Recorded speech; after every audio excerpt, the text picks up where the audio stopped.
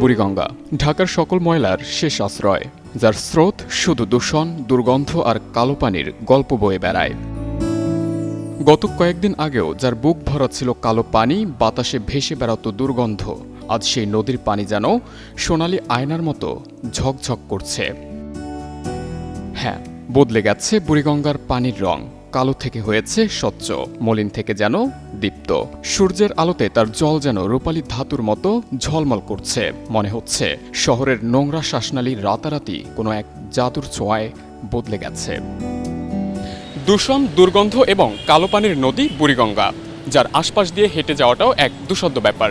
হঠাৎ করে সেই বুড়িগঙ্গার পানিই কিনা হয়ে উঠেছে হোয়াইট গোল্ডের মতো, আছে পরিষ্কার, নেই দুর্গন্ধ। বুড়িগঙ্গা নদী হাজারো মানুষের এক ভরসার নাম। তাকে কেন্দ্র করে জীবিকা নির্বাহ করে এখানকার বেশিরভাগ মানুষ। হঠাৎ পানি বদলে যাওয়ার কারণটাই বা কি? এখনকার সাদা লোকা এই জন্য এখন লোকা বর্ষাকাল একে, দ্বিতীয়ত উপ অঞ্চলের থেকে পানি কিছু নামতেছে নিচু শহরে, যার কারণে পানির রং অন্যরকম হয়ে গেছে, পানি পরিষ্কার হয়ে গেছে, ব্যবহারের উপযুক্ত হয়ে গেছে। এই পানিটা নদীর একটা স্রোতের কারণে ওই নদীর পানি এই নদী ঢোকে। এখন এইটা পানি পরিষ্কার, আবার ধরেন যে উন্নতি আইব ওই নদীর মাঝখানে হুগিয়ে যায়, হুগিয়ে গেলেই ওই পানিটা আপ ডাউন হয় না, ডিসকালার হয়। মূলত টানা বর্ষার নিরন্তর বৃষ্টি ভাসিয়ে নিয়ে গেছে বছরের পর বছর জমে থাকা বর্জ্য।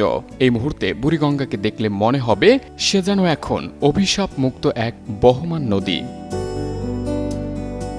তবে এই সৌন্দর্য ক্ষণস্থায়ী। কয়েক সপ্তাহ পরে হয়তো ফের দখল নেবে সেই কালো জল, সেই দুর্গন্ধ, সেই মৃত্যুগন্ধা বাতাস।